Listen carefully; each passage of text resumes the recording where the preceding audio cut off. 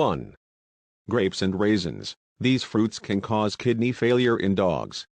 2.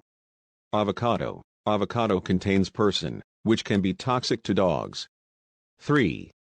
Cherries. The pits of cherries contain cyanide, which can be poisonous to dogs.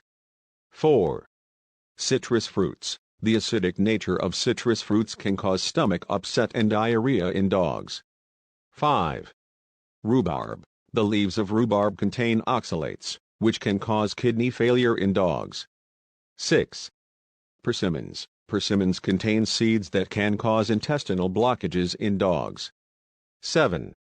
Some types of berries. While some berries are safe for dogs, others such as holly berries, juniper berries, and mistletoe berries can be toxic.